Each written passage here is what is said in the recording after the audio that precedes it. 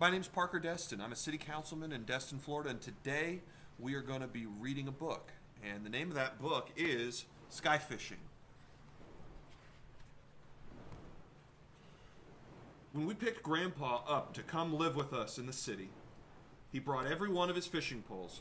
He had been a fisherman his entire life, so it didn't take him long to realize that where we lived, there was nowhere to fish.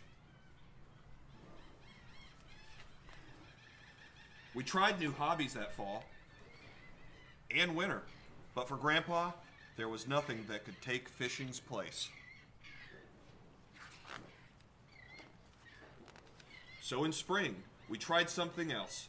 Let's pretend, I said. So we did. And for a while, our lines dangled empty. But when the fish bit, it didn't feel so pretend anymore, and we weren't sure what to do. Reel it in, he said. Grandpa said he'd never seen one before, but there it was, a flying litterfish. There are 2 rules to fishing, he told me. If you catch something, put it back, and where there's one fish, you can bet there will be more. I'd never fished before, but already I was hooked. The first day's haul was impressive. There were green danglers, chime fish, and signfish, laundry eels, and even a cold air square. But none of them were fast swimmers, so they were easy to catch.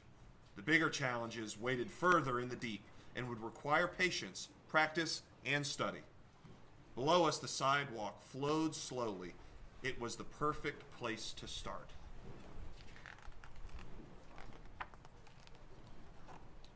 Catfish were the first to bite, then Mexican catfish, then songfish, and goldfish, and as the days got warmer, new and exotic fishes visited from foreign shores. We fished every day, reeling in furry snappers, love fins, and hammerheads, until at last we caught the sidewalk's biggest prize, the grillfish, and we knew we were ready for the road itself. This was our ocean, and when the first fish roared and honked and spun its fins, it was clear we'd reached the deepest part. There were zoomfish and malefish, glowfish, and more yellow stripers than we could count. But as big as they were, we knew they weren't the biggest.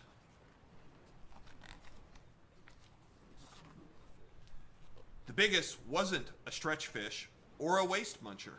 It wasn't a construction fish, a steeltail, or even a grouper.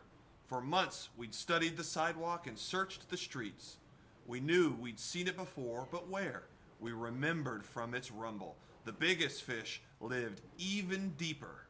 The biggest fish lived underground. But you can only hide for so long. It was no surprise when at last we caught the troublefish. Almost, I said to Grandpa. Almost, he said to me.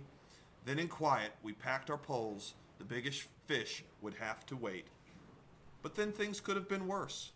Summer meant summer vacation. And it was time to swim. I hope you guys enjoyed it. We'll see you this summer.